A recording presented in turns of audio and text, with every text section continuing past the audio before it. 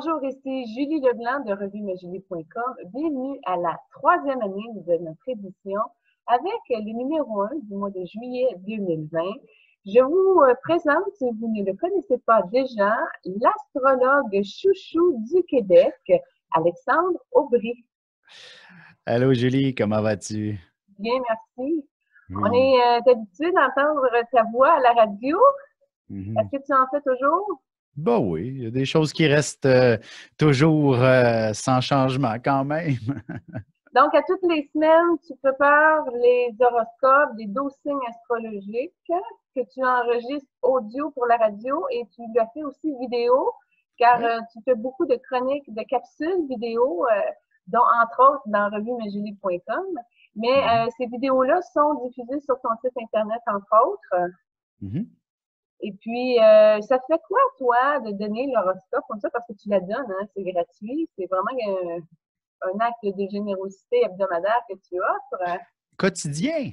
quotidien. Oui, Ah, oui, c'est l'horoscope à tous les jours. à tous les jours. Puis il y a aussi un horoscope hebdomadaire que je prépare, évidemment. Ah, c'est les deux, hein? Oui, OK. Oui. Fait que ça, c'est deux capsules vidéo, une hebdomadaire pour la semaine, puis tu le fais aussi annuellement dans ton livre, car tu Oui, es un oui, bien auteur sûr. astrologique. Oui, oui, il y a beaucoup de productions, de publications. Quand même, c'est toute une machine derrière tout ça que ma mère a bien amorcé dans les dernières décennies, qu'elle m'a demandé, il y a 20 ans presque maintenant, de l'aider à prendre la relève. Et ensemble, on en a quand même fait un bon bout de chemin. Puis évidemment, c'est beaucoup de travail, il y a beaucoup d'écriture derrière tout ça.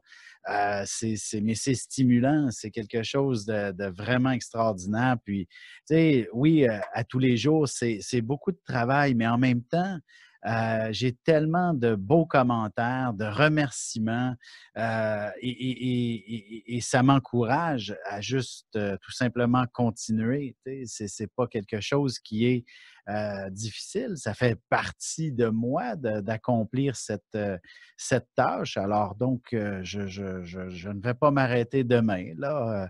Et peu importe que la terre tremble, je continue à produire des horoscopes puisque la demande y est, les gens en ont besoin. Ça fait toujours du bien et d'autant plus à travers cette pandémie qui a bouleversé, inquiété, je cherchais le mot pour créer de l'anxiété, là, mais ça a créé beaucoup d'anxiété chez les gens. Je pense que l'horoscope a aidé énormément à peut-être se trouver une certaine position où on peut s'accrocher sur quelque chose, on peut s'accrocher. Donc, voilà, tu sais, je veux dire, c'est mon métier, c'est quelque chose que je vais poursuivre toute ma vie. D'ailleurs, ce qui est tellement drôle, c'est que je suis quelqu'un, tu sais, je suis quelqu'un qui a toujours plein de projets dans la vie, là. Tu sais, j'ai tout le temps plein d'idées. Puis quand j'ai une idée qui est autre que de l'astrologie, parce que ça m'arrive, tu sais, d'avoir des C'est autre idées. chose à faire. Oui, je voudrais faire autre chose. Ben, tu sais, puis je me dis, je vais essayer ça. Et ça marche pas. L'astrologie me dit toujours, non, non, non, toi, tu viens faire de l'astrologie. Tu ne peux que faire ça. Je t'interdis de faire autre chose. Et me voilà à nouveau à faire des projets de nature astrologique. On dirait que toujours ceux-là, ça fonctionne bien. Ça marche toujours très bien. Moindrement que j'essaye autre chose, c'est compliqué. Tu sais, comme là, j'envisage des rénovations à la maison, puis d'en faire une bonne partie moi-même durant l'été.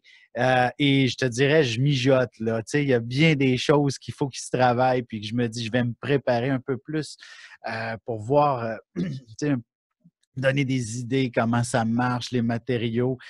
Mais en même temps, je me dis, est-ce que la vie va me permettre de les faire? C'est ça que je me pose comme question encore. Alexandre, juste dans ce que tu viens de dire, j'ai au moins 7 questions qui ont monté. OK, vas-y. Alors, fils de Jacqueline Aubry qui a été une pionnière en astrologie au Québec. Hmm, Euh, Alexandre, dans un premier temps, j'aimerais beaucoup t'offrir mes sympathies car ta merci. mère nous a quittés il y a 2 semaines. Presque 3 maintenant déjà. Tu vois, ça fait quoi de perdre ta mère? Oh, c'est quelque chose, premièrement, probablement un peu indescriptible. C'est un état qui, heu, je, je, je, je veux dire, tu sais, ça va sûrement prendre encore de nombreuses semaines, de nombreux mois avant peut-être de réaliser tout ça. Tu sais, tu sais, pour moi, ma mère a toujours été très présente dans ma vie. On a perdu, ma sœur et moi, notre père. Moi, j'avais 8 ans, ma sœur en avait quoi, 5, 6 à ce moment-là. Tu sais, mon père, je me rappellerai très bien, ça a été une période vraiment particulière pendant au moins 3 années qui ont suivi son décès. Mon père aussi, mon père, ça a été encore plus soudain, son décès. Je veux dire, tout semblait correct, tout semblait parfait. Puis, un matin, ma mère vient nous réveiller en pleurant en disant que notre père est décédé. Ça avait été un certain choc. De mémoire, je me souviens d'avoir été simplement figé. Ça fait que, puis mon cerveau s'est mis à travailler, à dire, qu'est-ce qu'on fait maintenant? Quelle est la suite? Et j'avais 8 ans. Qu'est-ce qui va arriver pour. Puis là, j'entends ma mère qui est allée dans la chambre de ma sœur pour lui annoncer aussi, qui avait 5, 6 ans. Puis elle, ça a été un horrible cri, là, incroyable. Et je veux dire, ça a été un choc beaucoup plus spontané pour elle. Et de mon côté, j'ai été pendant à peu près 3 ans à peut-être digérer la situation. Je suis devenu un peu boulimique. J'ai perdu complètement tous mes repères à ce moment-là. Le jeune garçon qui était meilleur de classe, meilleur dans les sports, etc. Je suis devenu presque un des derniers. Heureusement, peut-être pas pour ce qui était des mathématiques. J'avais réussi à conserver cette force-là. Mais sinon, tout le reste a chuté drastiquement. Tu sais, puis moi, je suis un lion. La fierté, c'est quelque chose qui, normalement, doit m'habiter. Tu sais. Si je perds ça, c'est comme si on perdait l'être au complet. Et je me rappellerai toujours d'avoir été, tu sais, quand c'était le temps de choisir pour faire son équipe de sport, j'avais été choisi l'avant-dernier. Ça m'avait humilié au plus haut point, mais ça m'avait commencé à me faire dire, il y a quelque chose qui ne va pas là. Qu'est-ce que c'est? Et 3 ans plus tard, ma mère m'a aidé énormément à m'en sortir. Euh, C'était une dure, ma mère. Tu sais, c'était une personne qui était assez dure. Et C'est un scorpion, hein? oui, c'est ça. Je veux dire dure, il faut faire attention. Elle n'était pas dure, jamais qu'elle a levé premièrement la main sur ni ma sœur ni moi. Là. C'était une profonde pacifiste. Là. Elle a été dure dans le sens où on a des objectifs à accomplir dans la vie et il n'y a pas d'excuse pour ne pas les faire. Tu sais, je veux dire, les excuses, ça compte pas, là. Tu sais, je veux dire, il faut s'accomplir, puis il faut le faire. Puis c'est ça qui est vraiment à retenir de ma mère. Puis, tu sais, je veux dire, ce que j'ai pas, tu sais, là où des fois, on a tendance à vouloir abandonner, ben, comment je pourrais dire, elle va pas non plus juger, mais elle va faire, tu sais, elle va quand même bien faire en sorte de faire comprendre qu'elle est déçue. Là. Et à ce moment-là, on ne peut pas faillir à sa tâche, et surtout pas en tant que lion. Et c'est pour ça que déjà vers l'âge de 12, 13, 14, je suis revenu le petit gars que j'avais toujours été avant. Et ça, c'est assez extraordinaire. Après ça, elle m'a encouragé énormément à poursuivre dans le sport. Et évidemment, tu sais, en tant que bon petit gars, j'ai tout mis dans le sport. Puis là, j'ai négligé mes études. Et je me souviens d'un bulletin de mathématiques en secondaire 4 qui n'était pas très beau. Elle me dit, qu'est-ce que c'est ça? Ich! J'ai compris que je ne pouvais pas rester là. Et le bulletin d'après, j'ai fait des 100% en mathématiques. Tu sais, c'était ça, ma mère. C'était, quand je dis dur, c'est parce qu'elle savait où frapper. Tu sais. Moi, c'était l'orgueil. Scorpion. Oui, c'est ça. Moi, c'était l'orgueil. Tu sais. Elle avait le tour de dire que tu sais, c'était humiliant pour elle là, que je ne sois pas à la hauteur. Donc, c'est ça. Ce que je veux dire, c'est Elle m'a amené dans l'astrologie. Non, c'est pas vrai. C'est l'astrologie qui m'a appelé. Puis ma mère, elle, quand je lui ai dit, j'avais 31, 32, quand je lui ai dit, ça serait-tu de l'astrologie qu'il faudrait que je fasse? Puis elle me répond, ben, il était temps. Et bien, voilà que c'est ça. Ça fait presque 20 ans de ça. Pour être plus précis, c'était en 2002. Et puis, je dirais que c'est sous cette même directive qu'elle m'a fait faire de l'astrologie, c'est-à-dire, tu sais, il y a des fois, je me souviens, j'ai fait un 6 mois de cours à peu près avec elle, assez intensif, là, une fois par semaine, une journée complète. Et, tu sais, quand elle me disait, mais là, je comprends pas que tu comprennes pas, là. C'est comme, oh, l'orgueil est frappé à nouveau, tu sais, et là, bien évidemment, j'ai travaillé fort pour bien comprendre et d'aller de l'avant. Puis elle me disait, lis ça, lis ça, lis ça, lis ça. Tu sais, c'était 3, 4 livres, tu as une semaine pour le faire. Alors, c'était intense. Puis je travaillais à temps plein en même temps. Nouveau bébé dans mes bras. Alors, elle me dit, quand tu veux, tu peux. Tu sais, je veux dire, c'est ça. Là. Si tu le fais pas, c'est parce que tu veux pas en réalité. Tu sais, OK, c'est bon, j'ai compris. Donc, toutes mes pauses au travail, je lisais, etc. Alors, ça a été assez intensif. Puis, évidemment, c'est toute cette intégrité-là en tant qu'astrologue qu'elle avait toujours, comment je pourrais dire, soutenu, maintenu. C'était quelque chose. Tu sais, je veux dire, c'est un métier tellement fragile, l'astrologie. On peut passer pour des charlatans à la moindre expression qui serait passée de travers, là. Je veux dire, alors, c'est un petit peu sous cet angle-là que ma mère, elle m'a vraiment appris, tu sais, que c'est un métier fragile. Il faut maîtriser absolument chaque détail de cet art divinatoire. Autrement, on va se le faire dire, là. Et j'ai donc continué, tu sais, je veux dire, continué son œuvre dans cette même direction. Et je veux dire, il n'y a personne qui, je pense, peut me poser une colle, astrologiquement parlant. Je pense bien avoir fait le tour de tout ce qu'il y a à apprendre, même si c'est un apprentissage éternel, l'astrologie, puisque l'humain, de toute façon, évolue éternellement. Il faut s'adapter à l'évolution. Le Euh, mouvement de l'univers, des planètes.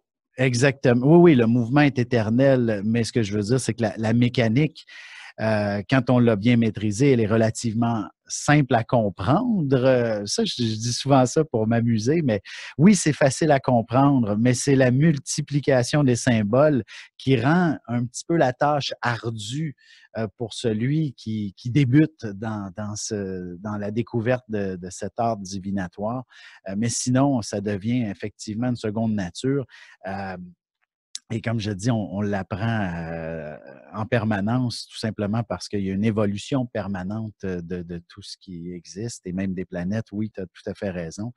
Et ce que je voulais dire pour répondre finalement à ta question, c'est que j'ai aucune idée comment je vais traverser cette période. Qu'est-ce qui va se passer? Je suis un peu, je dis pas que je suis perplexe, je suis serein quand même face à tout ça. Euh, Ce serait peut-être pas vraiment un grand secret, mais je pense que tout le monde savait un peu que ma mère avait tout de même une santé assez fragile depuis les 15 dernières années. Je dis fragile, je dis pas une mauvaise santé, elle avait une santé fragile.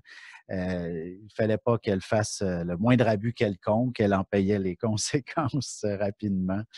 Euh, tu sais, je veux dire, en fait, c'est le système digestif, tu sais, qui avait un grand problème chez ma mère. Euh, mais dans les 2 à 3 dernières années, il y avait quand même eu une fragilité accentuée. Elle avait perdu du poids et en scorpion, je pense qu'elle ne voulait pas investiguer qu'est-ce que c'était que ce problème-là. Le médecin lui prescrivait des prises de sang et compagnie, puis elle ne faisait pas le suivi là, surtout la dernière année. Et là, ça nous a pris un peu par surprise, son départ. Mais quelque part, il y avait beaucoup de souffrance chez elle. Et c'est clairement une certaine libération. C'est là que je dois un peu me consoler sur la situation, mais en même temps, comme je dis, j'ai aucune idée comment je vais traverser les prochaines semaines. Je suis rattrapé par la réalité où l'éco-vedette, c'était, tu sais, je veux dire, c'est même le livre annuel, tu sais, c'est signé en nos deux noms. Maintenant, il faut transférer ça en mon nom unique. C'est un peu spécial. Tu sais, c'est drôle parce que cette semaine, je suis en compte, tu sais, je veux dire, avec l'éco-vedette, ils me demandent des photos de moi maintenant seul. Ça fait bizarre. Je dirais, je me sens un peu. Je suis un peu perdu. Tu sais, comme tu peux voir, j'ai pas les mots. Je cherche les mots. Je sais Ben, pas c'est où m'en très aller. simple, cher frère. Tu travaillais avec elle. Elle habitait en dessous de chez vous. Elle était dans ta vie 24 heures sur Ah 24. oui, Là. oui. Oui, c'est ça. Fait que là, c'est un gros morceau. Ah, C'est tout une à partie fait. de toi qui est plus là. Tout à fait. Tout à fait. Comme je dis, j'ai aucune idée comment je vais traverser cette réalité. Je l'ai fait Les déjà enfants avec mon aussi. père. Ben oui. Les enfants, évidemment. Ben, en fait, les enfants, j'ose croire, quand j'ai perdu mes grands-parents, c'était un gros morceau, oui, euh, mais en même temps, c'était normal. On dirait que les grands-parents, c'est sûr, tôt ou tard, on va les perdre, mais on a toujours nos parents qui sont là. Tu sais, je dirais que c'est comme, tu sais, Ben, c'est comme dans, toi, là, l'arbre premier du pommier, là. voilà, exactement. Là, c'était une grosse branche qui est partie. Tu sais, les grands-parents, là, c'était les petites branches un peu plus loin qui commençaient à être pas mal. C'était clair qu'on attendait que, tu sais, la prochaine tempête, ça tombait de toute façon. Mais là, c'était une bonne branche qui était encore très près, là, tu sais, effectivement. Et donc, pour mes enfants, pour eux, tu sais, je veux dire, ils ont toujours vu ma mère un petit peu dans un état de fragilité. Et, c'était tout à fait naturel pour eux qu'ils s'attendent à devoir perdre leur grand-mère, mais ils ont quand même leurs parents qui restent très près et ils n'ont pas perdu de repères, en quelque sorte.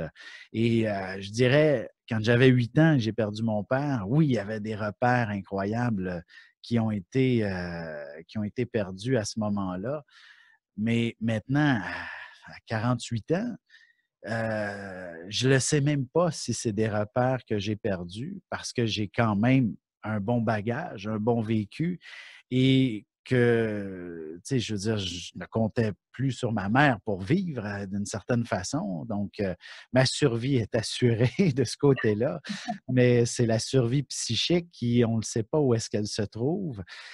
Puis en même temps, écoute, je te dirais, si tu me permets, tu sais, ces dernières heures ont été pour moi, c'est là que j'ai un petit peu plus de difficultés parce qu'il y avait des décisions rapides à prendre. Puis je me souviendrai, ma mère, elle me disait, tu sais, tout était devenu contradictoire là, chez elle à ce moment-là. Contradictoire pour plusieurs façons. Là, et, tu sais, je veux dire, oui, c'était contradictoire dans le sens, est-ce qu'elle était prête à partir? Euh, elle a dit qu'elle se trouvait trop jeune, Elle avait quel âge? 71 ans. OK. Elle a dit qu'elle se trouvait trop jeune pour mourir. Puis, puis en même temps, je pense qu'elle était parfaitement consciente de que sa qualité de vie n'était plus à la hauteur de la femme qu'elle qu'elle qu'elle Qu'elle a se... été, tout simplement, parce que Oui, voilà. on va souligner, Jacqueline Aubry, c'est une institution au Québec. Elle a ouvert énormément, beaucoup de portes, comme une pionnière, entre autres. Peux-tu nous parler un peu de les batailles qu'elle a livrées et de ce qu'elle a accompli pendant son jeune temps? Mon Dieu, son jeune temps, je veux dire, c'est pas, elle n'en a pas nécessairement parlé si exactement que ça.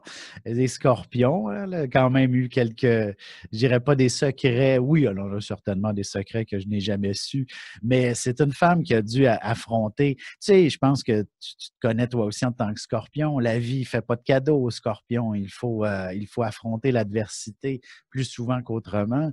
Et elle a, dès son jeune âge, eu à affronter de nombreuses réalités qui n'ont pas été toujours faciles.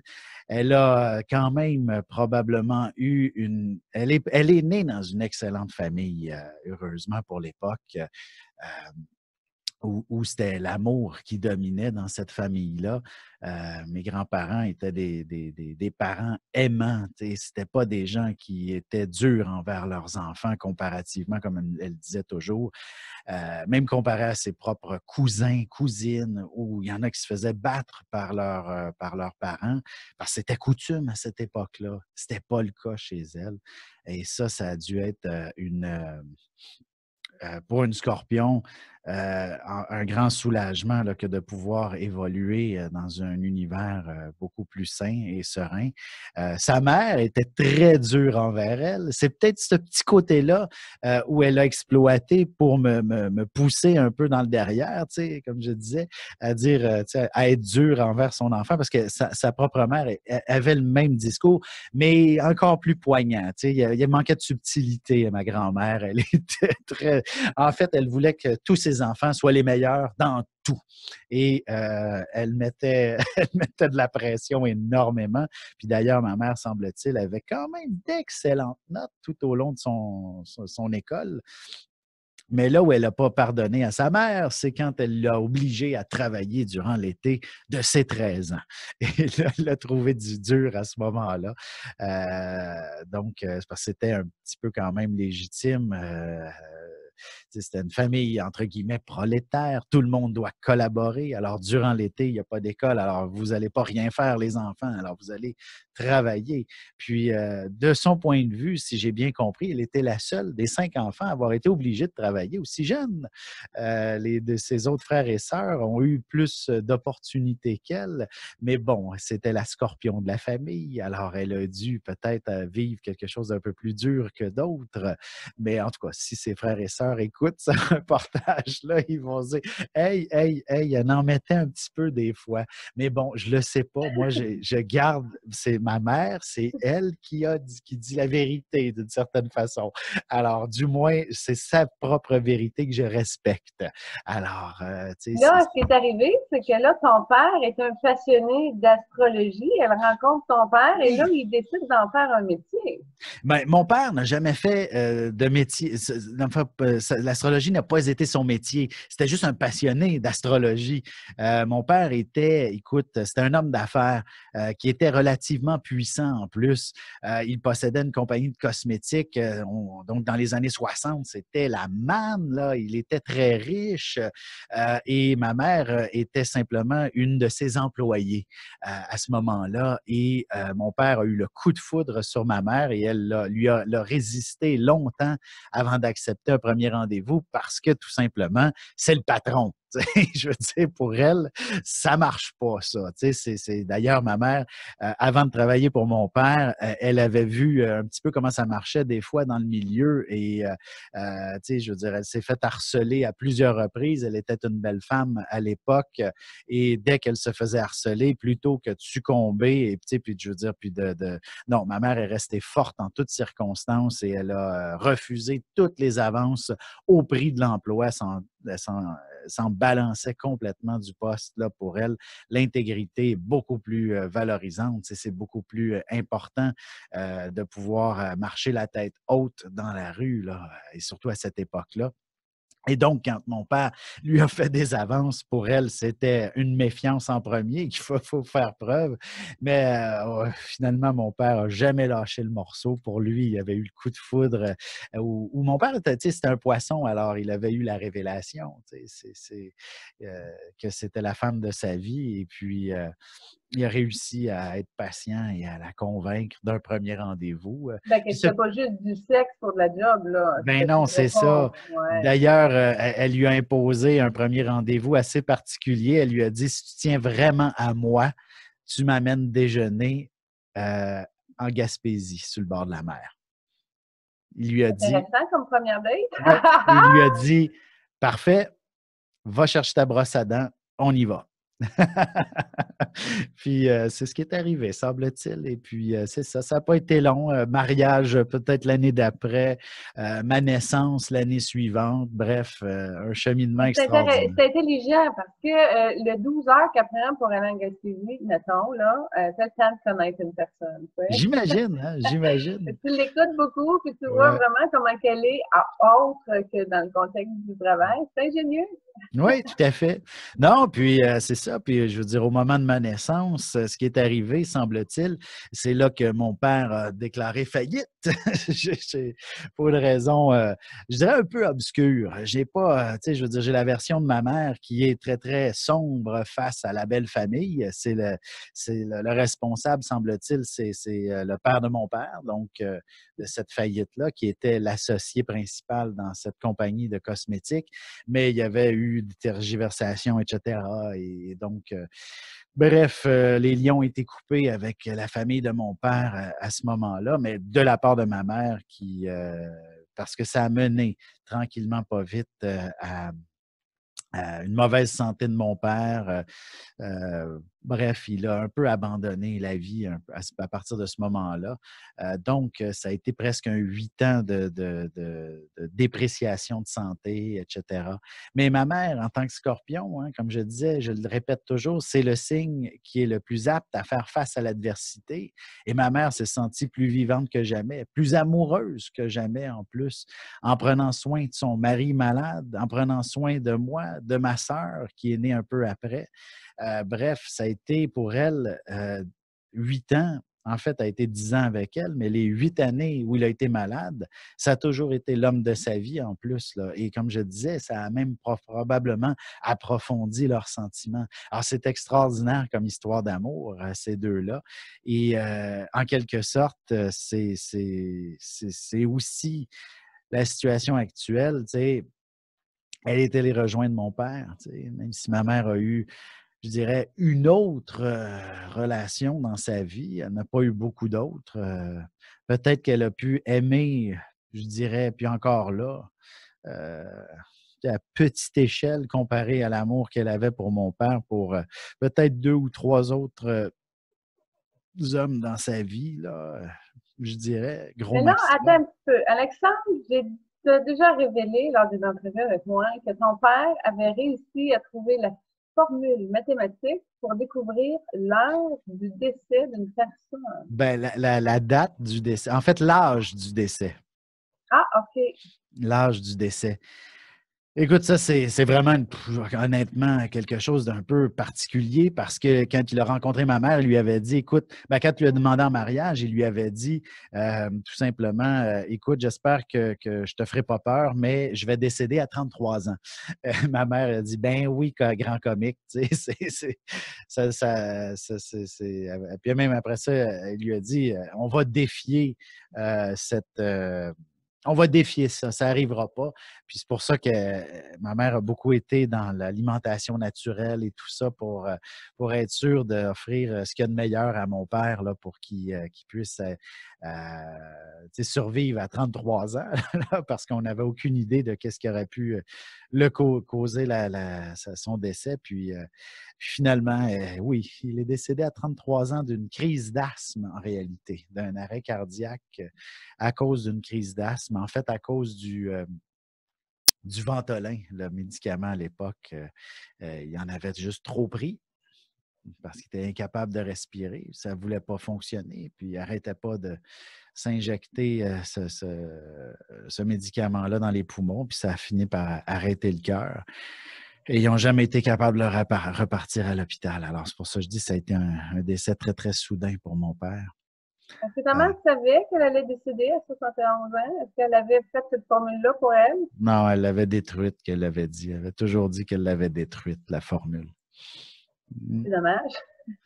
Honnêtement, moi, par curiosité, j'aimerais bien la retrouver, mais certainement pas pour faire le calcul pour moi, ni mes proches, ni personne d'autre. Par contre, On pourrait être millionnaire auprès des compagnies d'assurance, hein?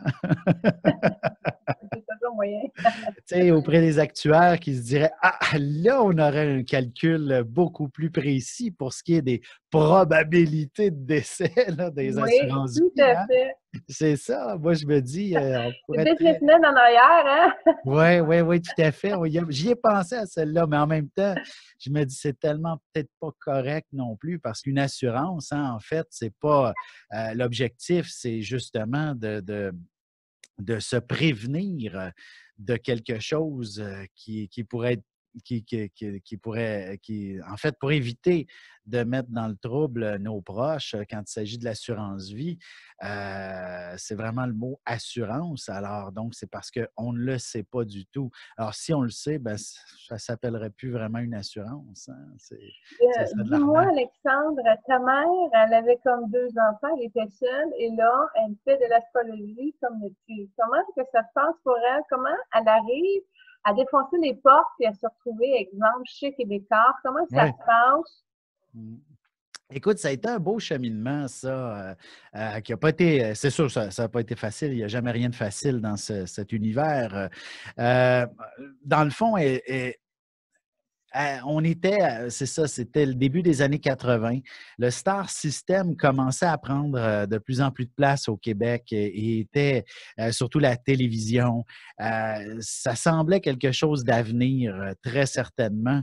Et puis, c'est pour elle, lorsque mon père est décédé, c'était une inspiration elle s'est dit, tu sais, ça va être bien plus payant pour faire vivre mes enfants en étant à la télévision régulièrement qu'en poursuivant le cosmétisme, là, le maquillage, etc., tu sais, je veux dire, c'est un bon métier, là, elle était certainement excellente là-dedans, mais on sait que c'est un peu plus des salaires plus près du seuil de pauvreté qu'un salaire décent, là, ce genre de boulot-là.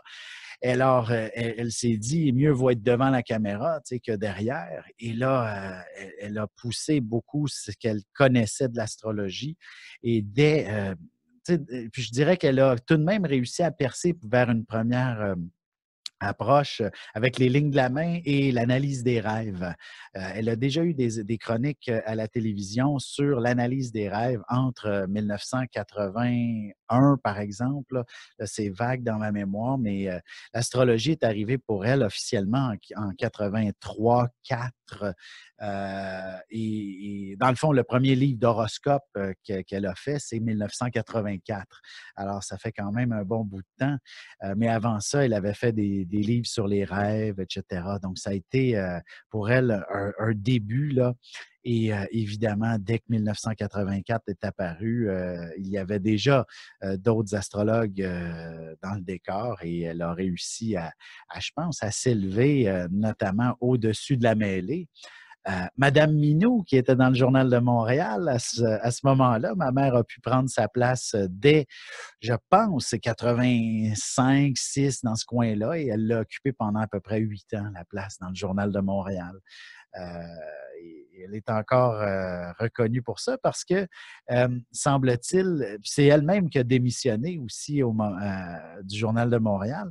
Euh, il ne voulait pas qu'elle parte parce que ça a été en fait, son horoscope a été tellement apprécié que le journal, je me souviens, fin des années 80, avait fait un sondage, qu'est-ce qui est le plus lu? Et l'horoscope est arrivé en deuxième. Alors, c'était la une, après ça, l'horoscope. Alors, elle était pas mal fière de ça, là, mais c'est ça. Elle avait démissionné, c'était tout simplement parce que il y avait un peu de bisbille là, entre les employés, le patronat, tu sais, s'il y avait des grèves, etc. Puis elle ne voulait pas être impliquée vraiment dans le conflit, alors elle avait décidé de démissionner, tout simplement.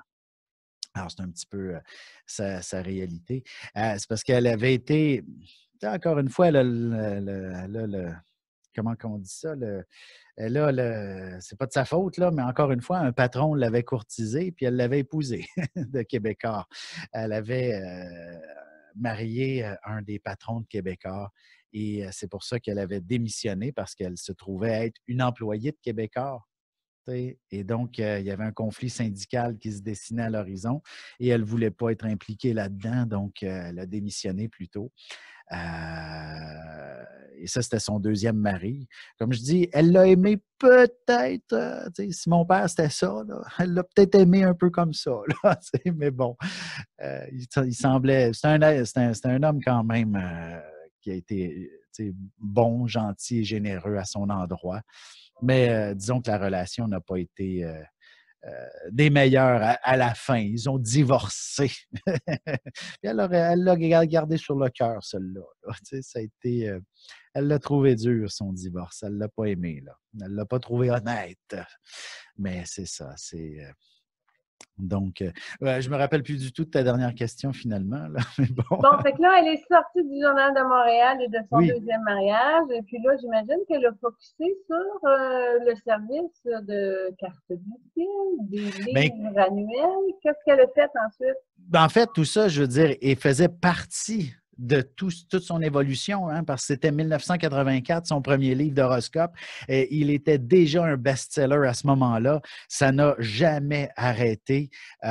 Évidemment, le livre a toujours été quelque chose de très, très pertinent, puissant, qui est conflit ou non dans Québécois, parce que c'était plus le Journal de Montréal qui avait vraiment des problèmes syndicaux. Le Québec Livre, là, dans le fond, qui est une des filiales de Québécois, de leur côté, ce n'était pas des employés, les auteurs, c'était des contractuels. Alors, il n'y avait aucun conflit et ça demeurait un top là, vendeur, son livre. Et ça, de ce côté-là, là, ces années-là, jusqu'à, et comme je disais, puis la radio, hein, je pense que les gens l'ont surtout connue aussi à travers CKVL, où elle tenait une ligne ouverte à tous les jours, là, du lundi au vendredi, dans l'après-midi, puis pendant peut-être 5 ans, puis un autre 5 ans, c'était les week-ends, tout simplement, les après-midi de week-end. Et ça, je pense jusqu'en 2000 à peu près, 2000-2001. Et c'est lorsque le scandale Jojo Savard a éclaté au grand jour. Elle a, dans le fond, perdu l'émission de radio à ce moment-là instantanément parce que indirectement associée à l'astrologie de Jojo Savard, évidemment. Alors, ça a été un peu le clash à ce moment-là. Peut-être ça a été très dur, puis ça coïncidait avec le divorce en plus. Puis, ouais, c'est drôle, hein? Ça a été un peu spécial. Et d'une certaine façon, il ne lui restait que le livre. Techniquement. L'éco-vedette aussi était, je veux dire, c'est son horoscope qui est dedans depuis les années 80. Hein. Alors, c'est les deux morceaux qui ont jamais lâché, le livre et l'éco-vedette. Puis, évidemment, je veux dire, tout le reste a un peu tombé, mais comme tu disais, faire des cartes du ciel, ça, c'est depuis le début là, de son bureau de consultation. N'a jamais dérougi en presque 20 ans, de toute façon. Alors ça, c'était du quotidien. Ça, c'est des choses qui allaient très, très bien, de toute façon. Puis c'est ça, quand je suis arrivé dans le décor en 2002, ben, les problèmes de santé commençaient à apparaître aussi. On peut comprendre pourquoi. C'est la perte de ses principaux, j'allais dire principaux revenus, principale sécurité peut-être. Tu sais, la radio, là, pour elle, elle trouvait que c'était sécurisant, tu sais, d'aller au travail tous les jours pour elle, ou presque, tu sais, dans le fond, ou alors c'était les week-ends. Pour elle, ma mère, elle est née d'une famille, tu sais, de prolétaires, là, de gens qui allaient travailler. Mon grand-père, lui, c'était, tu sais, à 5 heures tous les matins, là, c'était parti pour aller travailler, là. C'était ça la norme dans notre monde. Le concept du travailleur autonome qui doit, oui, performer, pour elle, c'était plus rassurant d'aller à la radio, tu sais, que de faire des heures et des heures, justement, à la maison, dans le bureau.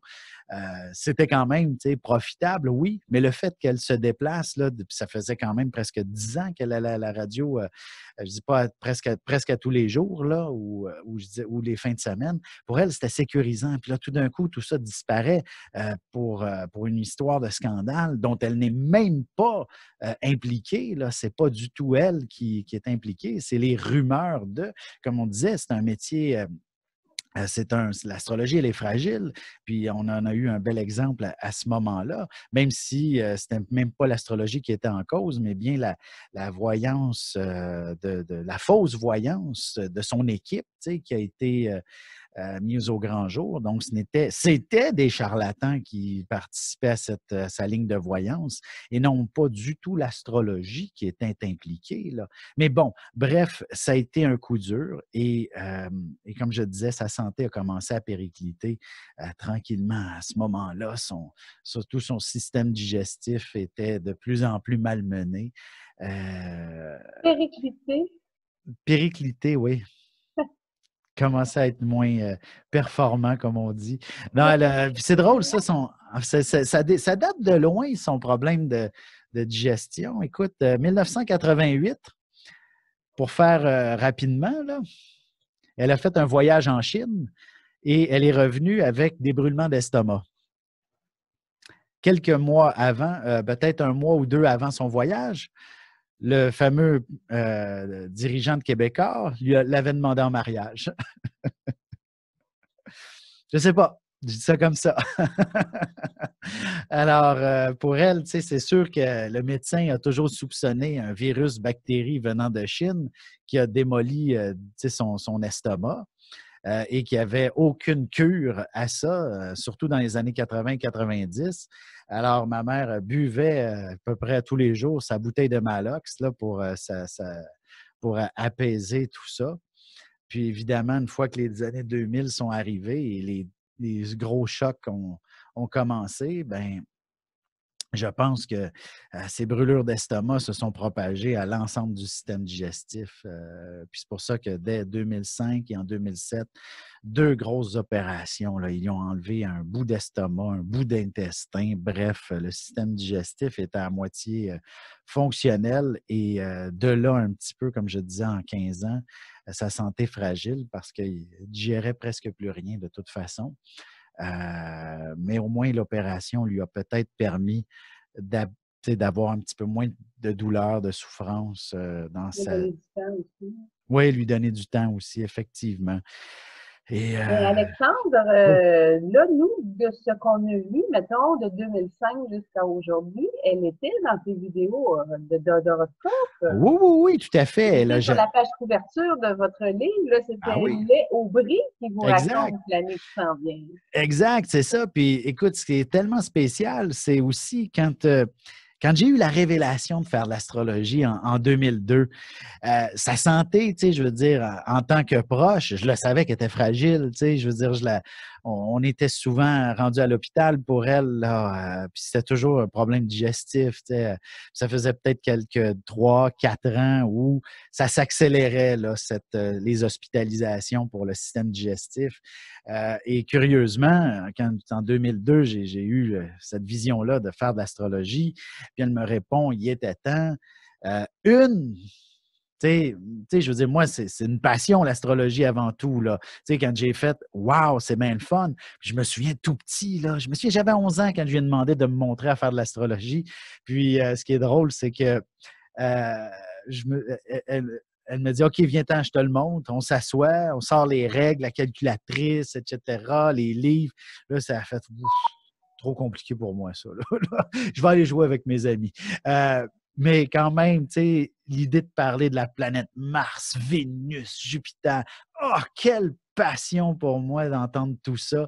Et également toute la mythologie derrière ça qui est tellement fascinante. Tu sais, c'était mes bonhommes préférés. Tu sais, je veux dire, comment je pourrais expliquer ça? Les Mercure, les Hermès, c'était des personnages tout à fait fantastiques, moi, qui me passionnaient.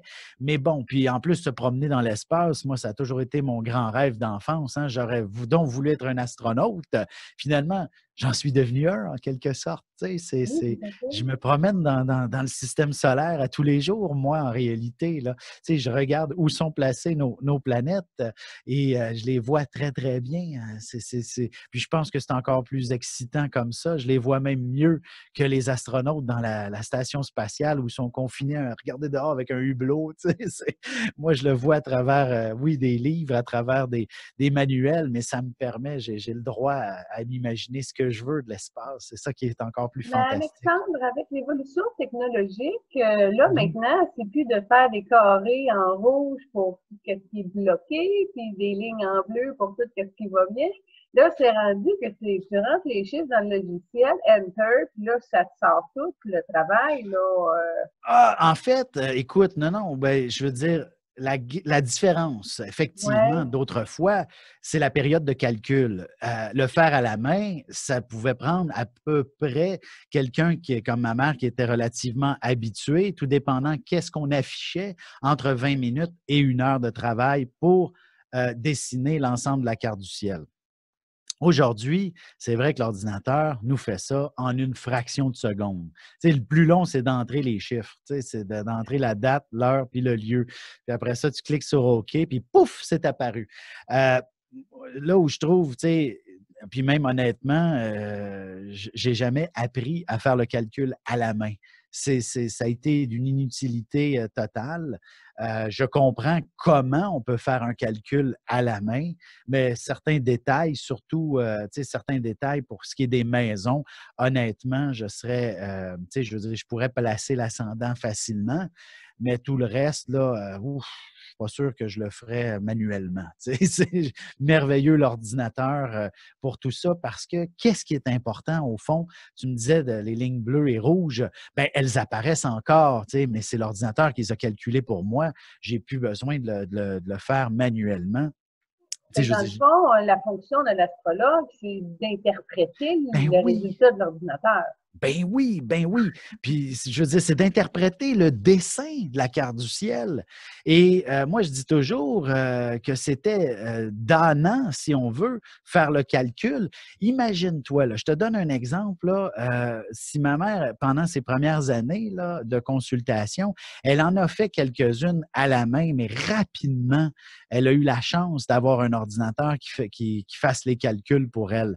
Mais, tu sais, puis ma mère, c'était une performer, comme on appelle. Donc, elle, là, ah ouais, 5, 6 clients par jour, là, pas de trouble, un après l'autre. Sa secrétaire s'occupait de faire les dessins de la carte du ciel à l'ordinateur, les donner entre les mains, puis ma mère, let's go, un après l'autre, puis c'était intense.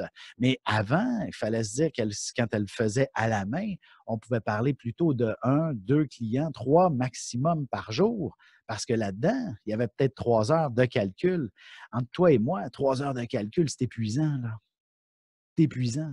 Est-ce qu'on a l'esprit encore assez vif pour l'interpréter? Ouf! On vient d'en perdre une bonne partie, là. Tu sais, c'est ça l'affaire. C'est que maintenant, on peut mettre toute notre intelligence, notre vitalité, notre énergie à l'interprétation et non plus au calcul. C'est plus nécessaire. Tu sais, c'est ça qui est extraordinaire de ce développement technologique. Et je pense qu'on peut aller une coche plus loin dans l'interprétation dans ce temps-là, puisqu'on n'a pas perdu d'énergie à faire le calcul. Bon, C'est là ça que te je me trouve. prend combien de temps faire une interprétation de carte du ciel, puis qu'est-ce qui est couvert? Est-ce que vous parlez d'incarnation? Est-ce que vous parlez de juste maintenant ou le passé, genre l'enfance, l'adolescence? Est-ce que vous voyez beaucoup, beaucoup plus loin dans le futur? C'est quoi Oui, qui écoute, sort de la carte du ciel, finalement? oui, bien, premièrement, c'est propre à chacun. Chaque consultation est différente. Il n'y en a pas une de pareille. Je veux dire, tout dépendant de la personne que j'ai devant moi, qu'est-ce qu'on voit dans une carte du ciel? Je m'attaque toujours d'abord et avant tout à ce qui est évident. Premièrement, la personnalité de quelqu'un. Tu sais, est-ce que vous êtes comme ceci, comme cela? Cette partie-là de vous, c'est comme ci, comme ça. Puis là, il faut que ça me dise oui, oui, oui, oui, effectivement, c'est moi. Tu sais, déjà là, ça donne confiance. On est bien parti. Puis bon, évidemment, tout dépendant qu'est-ce qu'on vient la personne vient chercher dans une consultation, on peut effectivement élaborer sur cette fameuse personnalité. Qui sommes-nous? Tu sais, qui suis-je? Parce que je suis perdu. je me sens pas bien dans ma peau. Alors là, on va quand même effectivement approfondir à ce sujet-là.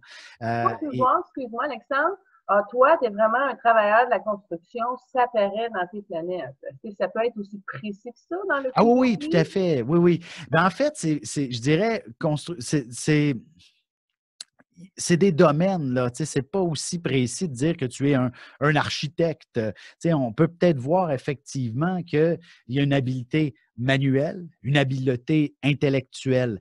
Est-ce que c'est avec beaucoup de monde? Est-ce que c'est solitaire? Tu comprends? C'est ça, on peut vraiment bien distinguer cette réalité-là. Je te donne un exemple. Tu sais, tout ce qui touche au monde du cancer, c'est Pas relativement la maladie, mais le non, non, signe. non, non, le signe du OK. cancer. Donc, s'il y a des symboles qui pointent le monde du cancer quant à l'interprétation de la partie professionnelle, bien là, ça touche l'hébergement, l'alimentation, le chez-soi. Tu comprends? Tout ce qui est maternel, finalement. Donc, ça peut être aussi des gens qui gardent des enfants, des gens qui prennent soin des enfants, tu sais, parce qu'il y a il y a plus que deux éléments, mais il y a quelques éléments qui pointent, dans le fond, le monde du cancer. Tu sais, il y a un autre élément qui va pointer le monde un peu plus de la santé, on pourrait peut-être penser à un pédiatre, tu comprends, ou encore une infirmière à Sainte-Justine, tu sais, des éléments comme ça. Alors, c'est plusieurs petits éléments qui vont nous faire peut-être un peu plus réussir à cerner le domaine. Mais sinon, tu sais, comme je te disais, on peut penser à l'hébergement, à l'alimentation, au chez-soi, à l'immobilier et même comme je disais, à prendre soin des enfants dans tout ça. C'est le concept maternel. Si ça pointe le monde du lion, bien là, on est obligé de dire chef d'entreprise. Et là, il faut creuser des fois un peu plus loin sur le domaine, parce qu'évidemment, chef d'entreprise, on couvre large, on ratisse large. Puis des fois, c'est là qu'il y a un petit peu un casse-tête dans quel domaine on va pouvoir être confortable. Mais heureusement, il y a plus d'un indice dans une carte du ciel. Alors, c'est pour ça qu'il faut recouper certains détails pour s'aider. Si c'est dans le monde du Gémeaux, bien, inévitablement, il faut que ça soit en communication, que la personne œuvre, tu comprends? Alors, c'est ça, c'est assez facile à identifier comme domaine, mais il y a des fois des subtilités qui peuvent échapper relativement facilement. Ou encore, tu sais, je donne juste un exemple. C'était pas plus loin qu'hier. J'avais une consultation où le type euh, était du côté des soins de santé. Et évidemment, ça ressortait quand même assez fortement. Mais moi, il y avait le mot leader qui me sortait très, très fort. Puis finalement, le type me dit qu'il n'en pouvait plus dans le domaine de la santé. En réalité, il était sur le bord de la démission. Parce que, justement, c'est un leader. Il se sentait leader et il n'y avait aucune possibilité de graduer dans ce domaine-là pour lui, puisqu'il était trop nouveau, entre guillemets, là-dedans. Et il y avait trop une tête de cochon qui me disait pour pouvoir recevoir des ordres. Puis c'était ça moi, ce qui me ressortait le plus chez lui, c'était d'avoir sa propre affaire. OK. Puis dans une carte du ciel, on retrouve quoi aussi? Bon, écoute, voilà, c'est ça. Ça, c'est un détail. C'est vraiment l'ensemble de la vie, même professionnelle. On peut voir l'ensemble de la vie sentimentale. Et évidemment, le mouvement continu des planètes permet de, tu sais, si on recule en arrière dans le passé, on sait qu'est-ce qui s'est passé, astrologiquement parlant. Donc, on va aller chercher un petit peu le comprendre, le pourquoi du comment on a dû traverser telle ou telle situation parce qu'aujourd'hui, voici ce qu'il faut traverser et voici ce qui s'en vient cette année, l'année prochaine et l'autre d'après. Je te donne un exemple. Quelqu'un de notre âge, par exemple, a envie de comprendre qu'est-ce qui se passe aujourd'hui, maintenant et comment ça va évoluer. Alors, je m'étire rarement de plus de 3 ans dans l'avenir, sauf exception. Pour diverses raisons, s'il s'agit de, astrologiquement parlant, ça s'étire plus longuement, mais sinon, c'est autour de 2 à 3 ans dans l'avenir pour être relativement précis sur comment la situation va évoluer. Mais par contre, si j'ai quelqu'un qui a 18, 19, 20 ans en consultation, bien, cette personne-là, généralement, je m'étire au moins une bonne dizaine d'années, quinzaine d'années dans l'avenir. Surtout une jeune femme qui veut avoir des enfants, mais qui à 18 ans, 20 ans, 22 ans, surtout pas prête encore. T'sais. Alors, c'est assez facile à voir à quel moment le prince charmant arrive, celui qui va être le père de ses enfants. Et donc, on va élaborer sur ce sujet-là aussi. T'sais. Puis, évidemment, des fois, je veux dire, c'est aussi le côté magique à respecter de la vie de ces gens-là qui sont jeunes, même s'il y a des fois des tragédies qui peuvent survenir, on va leur dire que c'est beau et magnifique, mais des fois, il y a des épreuves à passer, puis elle va arriver peut-être, mettons, à 27 ans. Il y a quelque chose qui va se passer, qui va venir bouleverser la situation, où il faudra, où il y a des changements importants. Donc, cette réalité-là, on va l'exposer, mais on va quand même garder à l'idée qu'il y a une belle vie devant soi qui se dévoile. Et comme tu me disais tantôt, est-ce qu'on peut voir des situations karmiques? Oui, aussi, mais comme je dis, tout dépendant de la personne qui a une qui est consultée. Est-ce que c'est le sujet qu'elle aimerait aborder? Je peux très bien y arriver, mais tu sais, comme je dis, chaque individu est unique et on peut, oui, aborder cet aspect, mais je pense qu'on est relativement limité en tant qu'astrologue sur ce côté-là. C'est la lune noire qui nous indique beaucoup peut-être nos anciennes vies, ou du moins qu'est-ce qu'on a dans cette vie-ci à venir travailler pour que notre âme soit enfin satisfaite. Tu sais, tu sais, ce qu'elle est venue chercher dans cette vie-ci, c'est parce qu'il y a eu un manque dans une ancienne, par exemple. Alors, c'est un petit peu simplement cette réalité-là. Et ce que ça sous-entend, une ou plusieurs vies, on ne le sait pas, mais c'est un manque qui est là. Et c'est ça qu'on peut peut-être comprendre d'une certaine façon, à développer, mais je dirais, bref, la lune noire fait référence un petit peu à ce qui nous fait peur, tout simplement. Et ce qui nous fait peur venant de on ne sait où. Donc, ce n'est pas dans cette vie-ci que cette peur-là s'est créée, mais plutôt ailleurs. Et c'est un peu ce cheminement-là qu'on va pouvoir mieux cerner. Et des fois, on peut essayer d'élaborer une histoire qui serait d'une ancienne vie pour mieux comprendre celle-ci à partir de la lune noire. Et ça, ben, comme je dis, ça dépend de ce qu'on vient chercher en consultation. Et curieusement, il y a des fois si tu me permets une petite parenthèse, des fois, il y a des périodes, je te dirais, pendant peut-être 1 mois, 2 mois, 3 mois, j'ai beaucoup de gens qui ont une approche plus spirituelle. Ils ne veulent pas vraiment savoir ce qui se trame, mais plutôt comprendre qui ils sont, d'où ils viennent et pourquoi ils sont comme ça. Et après ça, j'ai d'autres périodes, là, c'est vraiment juste systématique. Je veux comprendre les prochaines semaines. Qu'est-ce qui se passe devant moi, là, tu sais? Alors, c'est vraiment particulier. C'est un peu ça. Puis, on a fait, tu sais, des salons ensemble, toi et moi. Hein? On connaît un peu que la clientèle, c'est particulier. Une journée précise, curieusement, j'ai toujours des ascendants scorpions ou encore des ascendants en signe d'eau. Alors, j'ai un peu le même discours à leur dire toute la journée ou presque. Alors, c'est un peu spécial de voir ça comme ça. Puis le lendemain, c'est complètement différent. Mais par contre, ça se représente. Chaque personne qui vient a un lien entre elles d'une certaine façon, astrologiquement parlant. Alors, je te dirais, il y a des hasards qui ne sont pas des hasards qui arrivent en consultation. Alexandre, tantôt, on a parlé un petit peu d'énergie, vu que c'est un arbre divinatoire. Moi, j'aurais plutôt tendance à dire que c'est une science. Quand tu es rendu à calculer le mouvement des planètes, tu es rendu dans la science. Mais bon, ça, j'imagine que ça doit être un débat. Mais ta mère, autant qu'elle était très cartésienne avec ses forces et aptitudes d'interprétation planétaire de cette science-là, moi, quand je l'ai rencontrée, ta mère, j'ai vraiment senti que c'était une personne connectée à son intuition, à sa petite voix intérieure, puis qu'elle faisait force vraiment avec les connaissances et l'espèce de médiumnité inspirée, si on peut dire, de qui elle est, qui arrivait à te rencontrer, elle dit, hey, toi, ça, puis on n'avait pas eu le temps de rien dire, rien, là. Est-ce que tu es aussi connecté que ta mère? Ah, mon Dieu, je pratique beaucoup plus l'astrologie comme mon père l'a fait, de façon cartésienne. Tout simplement, écoute, bon, les intuitions que ma mère pouvait voir, oui, ça pouvait être assez surprenant, tu sais, c'était quelque chose.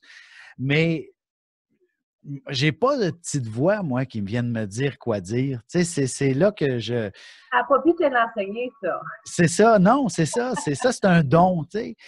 Et j'ai pas cette petite voix-là, mais par contre, moi, les planètes me parlent très clairement, tu sais, c'est d'une fluidité, d'une limpidité assez totale. Et j'ai pas besoin de cette petite voix-là pour m'avancer en tant qu'astrologue. Euh, et c'est pour ça, peut-être qu'un jour, j'en aurai besoin et ce sera là. Puis d'ailleurs, je suis, tu sais, je veux dire, je pourrais te dire, il y a des fois, comment je parle, voilà, tu sais, tantôt je parlais, exemple, quand ça pointe le cancer par rapport à, pour l'aspect professionnel, bien, il y a plusieurs options de réponse, tu sais. Des fois, il n'y en a qu'une seule qui me vient à l'esprit et c'est la bonne. Tu comprends? Bon, Tu OK. comprends? Fait que ça marche un peu, mais c'est le cartésien qui est devant. Exactement, exactement. Et ce, depuis toujours. Tu sais, je me rappellerai aussi d'une autre expression qui est arrivée, puis d'une cliente qui est presque, m'a dit qu'elle est presque tombée en bas de sa chaise. Je me rappelle même plus de tout à fait ce que j'ai dit, mais j'ai dit le mot train. Et là, elle a fait mon bon sang. Elle dit, puis on parlait de son chez elle, etc. Puis moi, ce qui m'a, je sais pas, j'ai parlé du train, tu sais. Puis elle me dit, mon Dieu, elle dit, puis c'est ça que je suis plus capable de chez nous, c'est le train qui passe tout le temps. Fait que j'ai fait, ah, OK, c'est ça la raison du déménagement qui s'en vient finalement. Mais bref, Ah, ben tu sais, ça c'est a bien. été.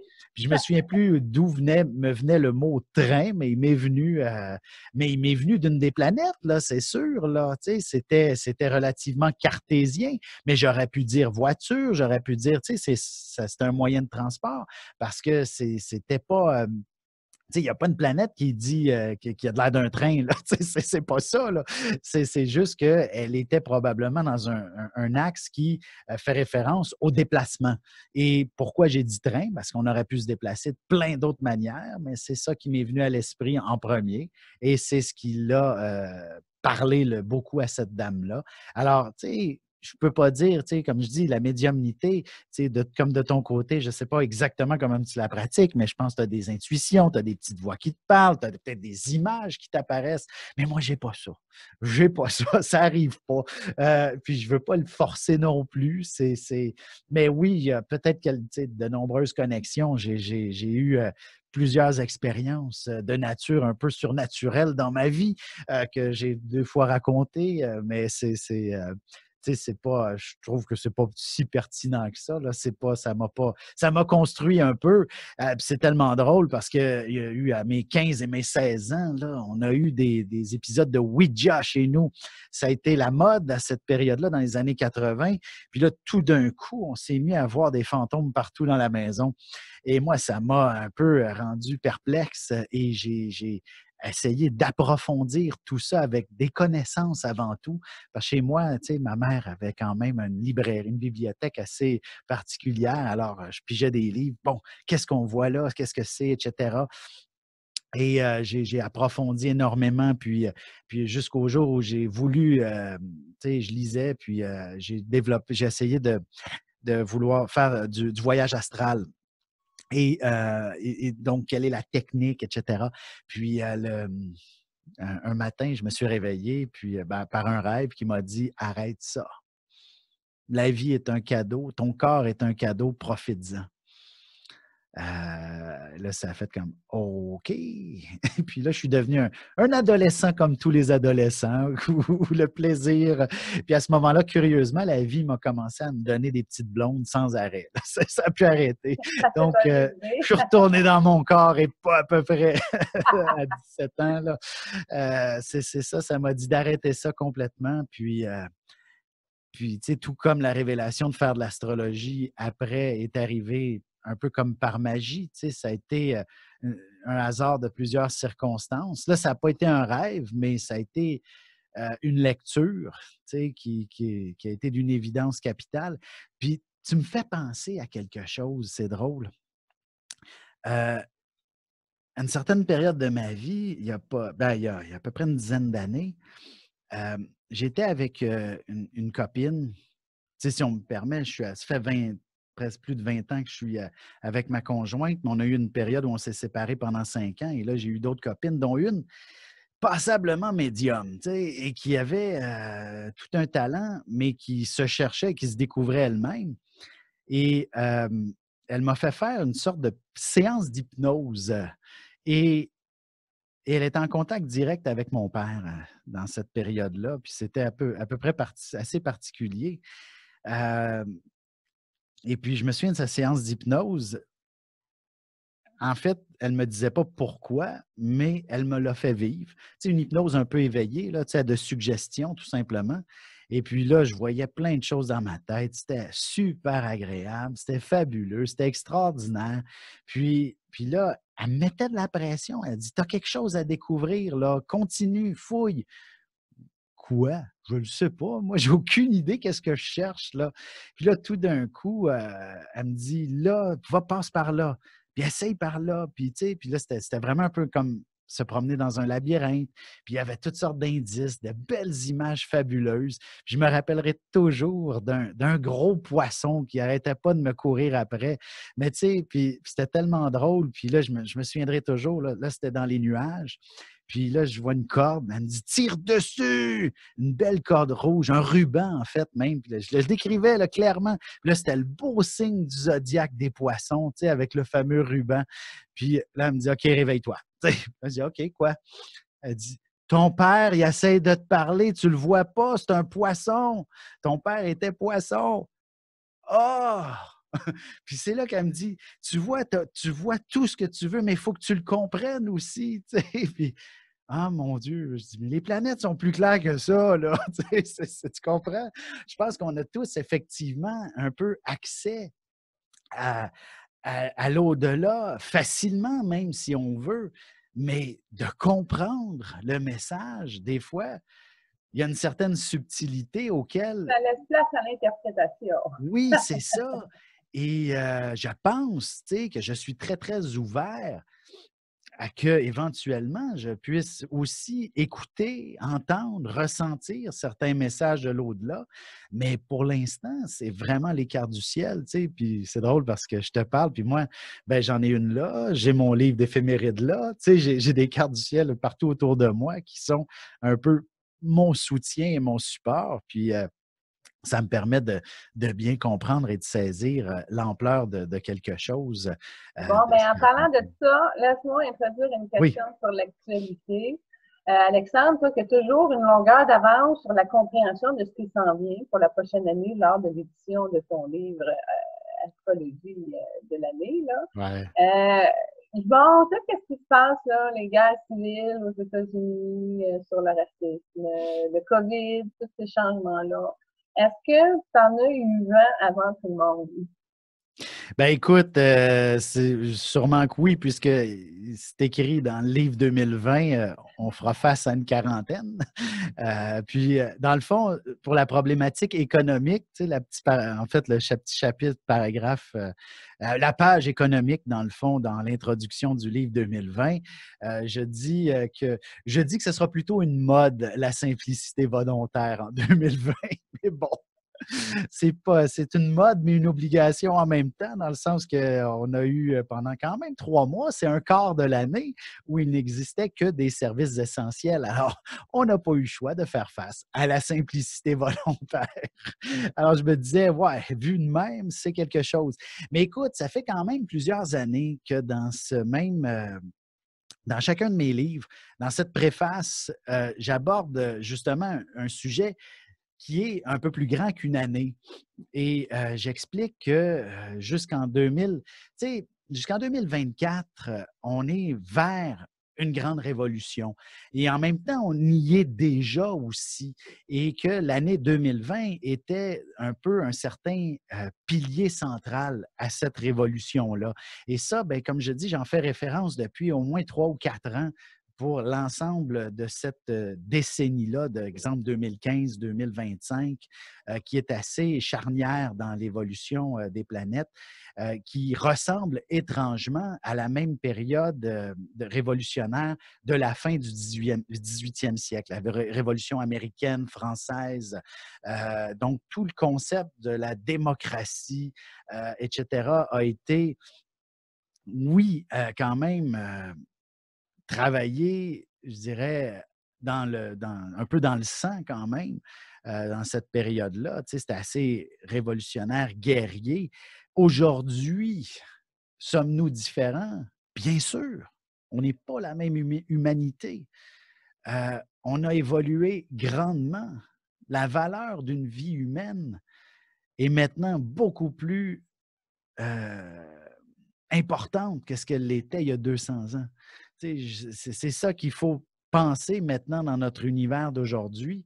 Je veux dire, c'est ça qui est très important à comprendre, que si on s'en va vers, encore une fois, un conflit guerrier, euh, selon moi, il va être moins grave que ce qu'on a connu. Je veux dire, je le souhaite parce que, astrologiquement, quand même, l'intelligence est en référence dans cette réalité-là. C'est-à-dire, tout comme dans la période révolutionnaire d'il y a 200 ans, un petit peu plus que 200 ans, là, l'intelligence aussi était au rendez-vous. Il y avait des mêmes similitudes par rapport à la réflexion et c'est ça qui est extraordinaire. Même s'il y a eu des bains de sang, ils ont été relativement avec une idéologie intéressante et qui a donné le monde dans lequel on peut évoluer aujourd'hui. Parce qu'il faudrait citer, je veux dire, bien sûr qu'en Angleterre, il y a encore un roi, une reine, mais c'est peut-être plus un cirque que d'autres choses. Là. C'est pas, il n'y a pas bien d'influence sérieuse. Mais imagine si on devait encore négocier avec une monarchie aujourd'hui, on serait encore en train de piocher le champ. Là, je pense qu'il n'y aurait pas. Ce serait plus je veux dire, on ne serait pas dans cet univers hautement technologique qu'on est aujourd'hui. Alors, je soupçonne que le concept révolutionnaire de cette période-ci, c'est l'idée des iniquités dans lesquelles nous vivons. Puis, écoute, la Révolution française, puis même l'américaine, là, c'est un problème d'équité qui a déclenché tout ça. D'ailleurs, j'écoutais dernièrement un documentaire sur la Révolution française. Ça a juste déclenché parce que les Parisiens étaient écœurés de payer leur pain trop cher. C'est simple comme ça. Les Parisiens, on se sont dit, c'est assez, le pain coûte trop cher. Ils ont pris les pelles, les pioches, puis sont allés frapper sur l'armée d'une certaine façon. Ils sont allés frapper sur le roi pour qu'il fasse quelque chose. Et puis, en quelques années, ben, ça a donné que le roi, il ne peut rien faire, puis il se prend pour un autre, et puis on le met à la porte, finalement. Alors, je dirais que la réalité étant ce qu'elle est aujourd'hui, c'est que les gens de la classe moyenne, on a beau donner notre 110 pour que notre monde soit à son meilleur, ben les riches deviennent de plus en plus riches et donc creusent un fossé de plus en plus grand. Qui dit les riches plus riches, dit nous plus en plus pauvres, et donc les plus pauvres deviennent encore plus pauvres. Et ça, ben, c'est un cercle vicieux qui, depuis au moins une bonne trentaine, quarantaine d'années, se fait sentir et ne peut plus nécessairement évoluer comme ça dans cette même direction éternellement. Et je pense que c'est de cette nature qu'elle se trouve, cette prochaine révolution, c'est-à-dire qu'il faut retrouver une équité. Parce que, je parle toujours de façon astrologique, hein, ce n'est pas une interprétation d'Alexandre Aubry qui a lu sur l'histoire et qui a fait de lui-même un certain futurologue. Là. Je n'ai pas cette science-là, mais en tant qu'astrologue, ce qui se trame pour 2024 et au-delà, c'est tout le concept uranien, tout le concept de l'ère du Verseau qui semble se dessiner. Et l'ère du Verseau, ben, c'est l'union fait la force. Et donc, on ne peut plus nécessairement à ce moment-là considérer une élite, des castes, parce qu'en réalité, on fonctionne un peu dans cette réalité-là, même si c'était, On dit qu'en Inde, tu sais, ils sont coincés avec des castes. C'est la même chose dans notre société aussi. C'est sûr que si moi, Alexandre Aubry, j'avais une idée de génie là, pour vendre des petits pains chauds, je vendrais ça à coups de millions, je pourrais m'élever dans l'élite. Mais honnêtement, ils sont très rares, ceux-là. Tu sais. D'ailleurs, ceux qui ont des idées de génie, habituellement, c'est parce qu'ils sont capables de rassembler l'équipe nécessaire et donc ils font souvent partie de l'élite eux-mêmes pour réussir ces exploits-là. Bref, tout ça pour dire que je ne veux pas m'excuser de ne pas avoir eu l'idée de génie de faire des nouveaux petits pains, mais ce que je veux dire, c'est qu'il faudra égaliser davantage notre univers. C'était déjà un petit peu amorcé quand même. Je pense, avec l'apparition de l'Internet, du moins, c'est l'outil qui va permettre de trouver un peu plus d'équité. C'est l'outil qui a permis la mondialisation, mais je pense que la mondialisation, tu sais, je veux dire, on a dit que c'est négatif, etc. C'est sûr qu'il y a des côtés négatifs et positifs à tout, mais ça permet surtout de comprendre et de connaître qu'est-ce que vit tout le monde sur ce globe et qu'on est tous confrontés à peu près à la même réalité. Tu sais, je veux dire, puis je veux pas, puis ça, je parle ça dans un environnement un peu empirique, là, donc dans quelque chose qui fait référence à quels sont nos besoins de base, c'est de se nourrir, de se loger, de se vêtir et surtout d'aimer. C'est ça notre réalité à tous sur cette planète. Et puis quand on a vu les différences, ben on ne peut que chercher à s'équilibrer à ce moment-là. Et c'est là-dessus, je pense, qu'on est de plus en plus ouvert. Et évidemment, ce qui est fabuleux à comprendre avec ce virus qui vient d'arriver, lui, il n'y a aucune discrimination. Tu sais. Même les plus riches, ils sont accrochés, se sont fait ramasser par ça. Et c'est sûr que les soins de santé, eux, sont discriminés, là, mais bon, ça, c'est une autre histoire. Mais la réalité, c'est de comprendre on ne devrait pas, euh, comment je pourrais dire, choisir qui doit vivre ou non. Et le virus est vraiment une belle apparition pour ce qui est de venir choisir cette réalité-là. Tu sais, les États-Unis qui ont toujours été la puissance suprême, le modèle économique, ben c'est le pays le plus touché au monde par la COVID. Donc, peut-être qu'il y a quelque chose à comprendre là-dessus pour la suite. Les émeutes, est-ce que c'est quelque chose, tu sais, je veux dire, ça a commencé la semaine dernière, là, tu sais, c'est un ras-le-bol.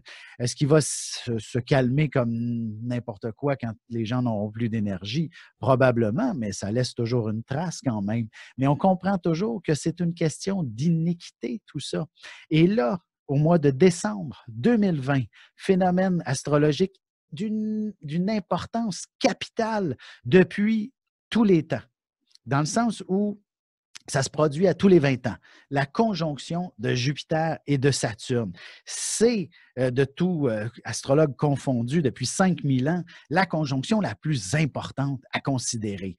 Elle va tracer le parcours de notre monde pour les 20 prochaines années.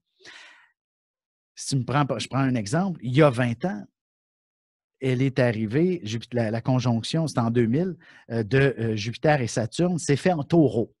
Taureau, signe de la richesse, signe du matériel, un signe vraiment associé à l'abondance. Eh bien, les 20 dernières années, il n'y a jamais eu autant de richesse qui s'est créée dans notre monde. Tu sais, partir d'une simple idée d'algorithme, là, de créer Google, et ça a donné une société qui vaut plusieurs milliards de dollars.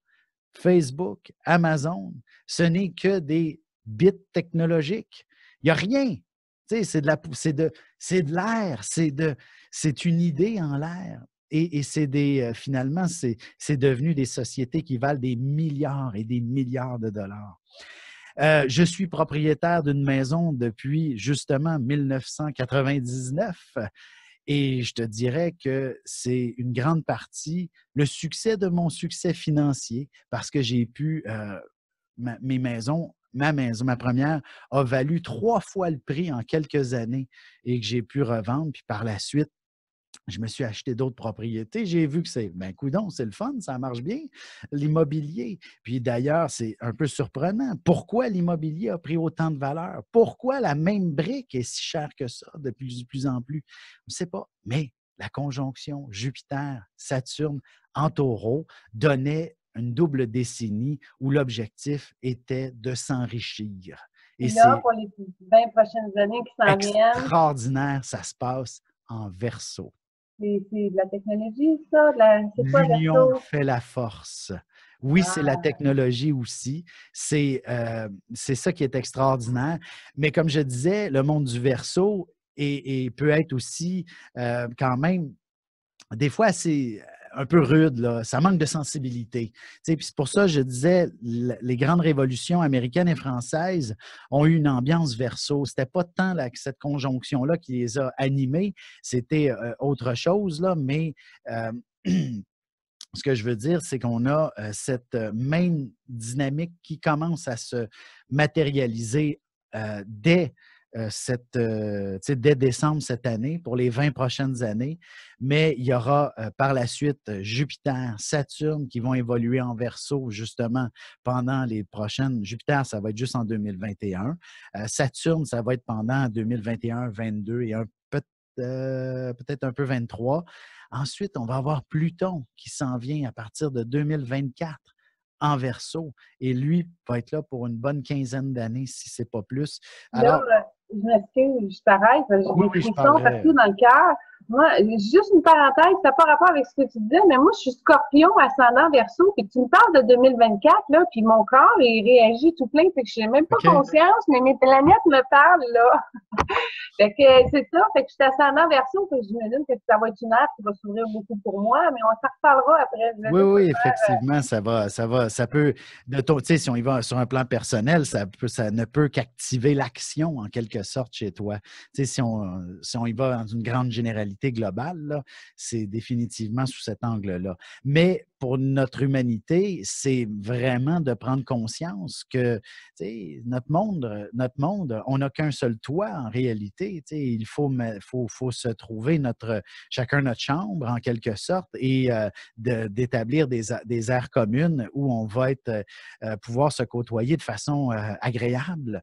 C'est un petit peu le grand défi parce que les 20 dernières années, on a plutôt cherché à valoriser cette maison-là tout simplement en négligeant qui y habite en quelque sorte. Et maintenant, voici, il faut maintenant plutôt l'aménager en fonction de qui y habite, puis avec les richesses culturelles de chacun, les forces de chacun et de trouver aussi comment pallier aux faiblesses de chacun. Parce qu'on a tous des bons et des moins bons côtés et on n'a pas le droit d'enlever une partie. C'est comme ça qu'on est. Je veux dire, c'est comme astrologiquement parlant, il y a 4 éléments, feu, terre, air, eau, qui viennent tout simplement établir de quelle nature nous sommes. Les feux, c'est des gens d'action. Les terres, c'est des gens de sécurité. Les airs, ce sont les communicateurs, alors que les eaux, ce sont les sensibles et les émotifs. Alors, c'est donc d'œuvrer en fonction de qui nous sommes. Et c'est important de se respecter là-dedans. Le feu, les feux, dans le fond, là, oui, ce qui est le fun, c'est l'action. Eux autres, ils peuvent concrétiser, mettre en action beaucoup de projets. Mais évidemment, ils peuvent négliger beaucoup d'aspects parce qu'ils ne pensent qu'aux résultats. Alors que les terres, eux autres, sont là pour venir placer des fondations, que l'action que les feux ont entrepris, on va pouvoir l'établir, on va pouvoir le construire. Alors que les airs, eux, vont faire en sorte que tout le monde s'entende bien là-dedans. Ils vont faire en sorte que, écoute, il y a ça qui ne marche pas, on va corriger par là, on a besoin d'un feu là pour de mettre de l'action. Et l'eau vient tout simplement englober cette réalité-là que toute action doit être aussi vécue avec le cœur. C'est qu'il faut ressentir la vie. C'est juste comme ça qu'elle est agréable de toute façon. Hein? Je veux dire, quand on fait un voyage, si c'est juste pour aller s'étendre sur une plage, on finit par se lasser. Mais si on va visiter, par exemple, un musée, si on va côtoyer des cultures, si on va parler à quelqu'un, on va vibrer cette nouvelle énergie d'une certaine façon. Alors, ou même le sable, on peut l'embrasser parce qu'il nous donne de la chaleur. Tu comprends? Tu sais, c'est de vivre le moment présent. Ça, c'est l'eau qui nous l'apporte. C'est cette sensibilité, c'est le côté émotif. Si on n'a pas ça, on n'est pas des êtres humains de toute façon. On serait des machines. Alexandre Aubry, en terminant, si on est intéressé à suivre des formations, parce que tu en donnes plusieurs sur plusieurs thématiques, ou si on veut avoir une consultation pour notre carte du ciel, ou si on veut lire ton livre, ou peu importe si on veut suivre tes horoscopes hebdomadaires ou quotidiens, comment on fait pour rejoindre l'univers d'Alexandre Aubry? C'est tellement simple, alexandreaubry.ca. Alors, c'est ça qui est merveilleux de l'Internet. Ça, c'est mon site. Sinon, ben, je suis extrêmement présent sur les réseaux sociaux. Alors, c'est toujours agréable de recevoir des notifications quand l'horoscope apparaît. Alors, c'est donc devenir membre de ma page Facebook et évidemment, le traditionnel téléphone, 514-667-4803. Mais ça, il n'y a personne qui s'en souvient. Donc, c'est ça qui est merveilleux de la technologie d'aujourd'hui. C'est tellement intuitif comme approche maintenant. Tu sais, c'est peut-être un peu ça qui s'en vient, hein, là, comme je disais. Tu disais, c'est quoi le verso, là? Toi, tu as dit, c'est la technologie. Je dis, c'est ça, mais c'est aussi l'union fait la force. Évidemment, peut-être même que la technologie qui est à venir va être beaucoup plus intuitive que ce qu'elle l'est aujourd'hui. Alors, même nos personnes âgées qui n'ont jamais touché à ça vont la comprendre instantanément. Alors, ça va être extraordinaire. On va pouvoir dire, tu sais, cellulaire, je veux ci, je veux ça, appelle un tel plutôt que de, voyons, c'est quoi le numéro déjà? Ça va être tellement plus facile.